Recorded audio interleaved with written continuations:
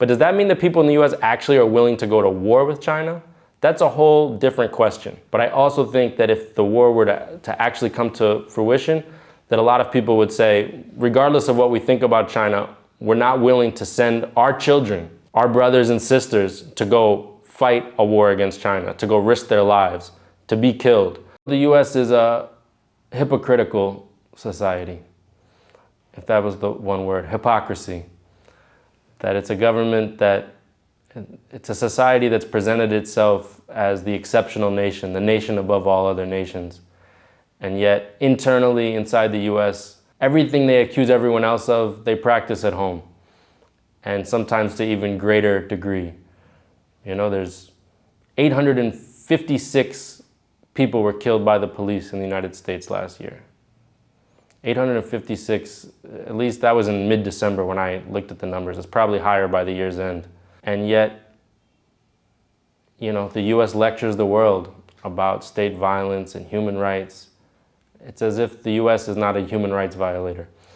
So, and that's just one example. You could take almost any category, and when you start to scrutinize it, you find hypocrisy. The US obscures its own history of modernization, in fact. People just think the US arrived as a modern society or something. You know, the US is founded by slaveholders, drug dealers. You know, they were selling tobacco and sugar. People were stealing the land. And the fact that they had this huge territory where they basically expelled everyone, committed genocide, had this property for free that had all this land, it allowed the US, it had certain advantages in terms of its modernization process. But even still, when it industrialized, it used massive amounts of child labor, massive amounts of immigrant labor, people who were worked to death. Every major infrastructure project in the 1800s and early 1900s in the United States, the bridges, the canals, the tunnels, they had huge amounts of suffering attached to them. This was the human cost of so-called modernization. And there was such enormous inequality that was generated at that time from inside the US, and then also basically colonialism, neo-colonialism, slavery.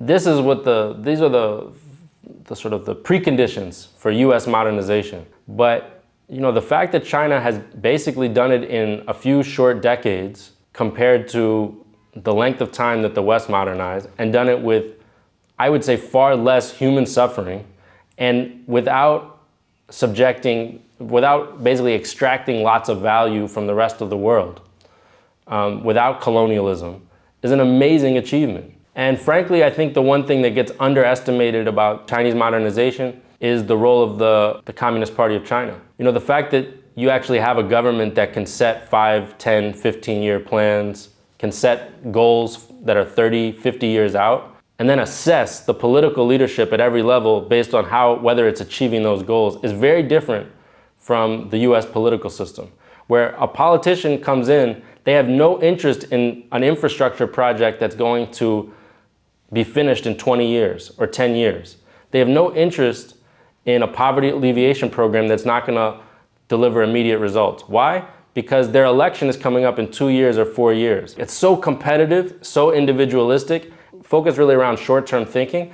That's the reason why all the bridges are collapsing in the United States, why there's so many train derailments. I think that with the magnitude of the challenges, whether it's climate change, technology, you know, unemployment, all these different things, this is the moment in history where long-term planning is going to be heavily rewarded. I don't think a war between the US and China is totally inevitable. I think it is avoidable, but it's not avoidable unless there's a change in the form of government basically in the United States. I think both parties have a consensus right now that while they can disagree on almost any other issue, that if China is allowed to grow peacefully for the foreseeable future, that means the US will lose its place as the top dog in the whole world.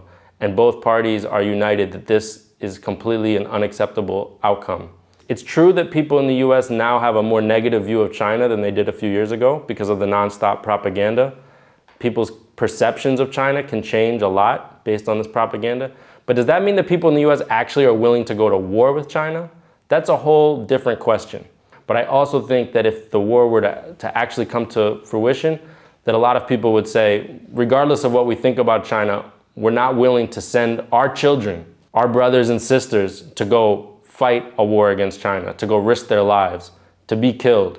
I think at that point, there would basically be a pre-revolutionary situation in the United States. And so that's why I think the US knows this, and they're trying to, instead of have actual war with China, what they're trying to do is increase the pressure on China, to encircle China, to use information war, hybrid war, financial war, to try to stimulate more contradictions inside of China. Once you start to let people know, well, actually the people in China, for whatever criticisms and problems they have and whatever debates there are, and of course there's lots of debates here, they support the government, they have trust in a lot of their institutions, higher levels of trust than we have in the West. That whole narrative of basically the US as the white knight, the humanitarian savior, it starts to fall apart. But I think as China emerges more and more in the world, it will become a reference point for many other countries that have a similar history of colonialism, especially how to overcome colonialism. So my hope is that China again can become a reference point for an alternative model. In Latin America and Africa, people are tired of a financial system where they become deeply indebted, where they are basically made to produce only one crop or one natural resource. They have no strategic leverage or advantage in the global trading system.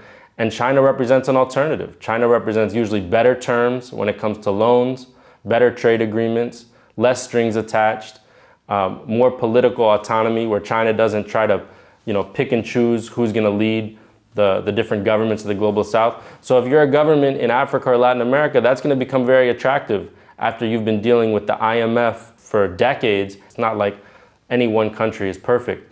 But the whole narrative of neo-colonialism, that is an invention that is being designed to preserve Western hegemony in Africa.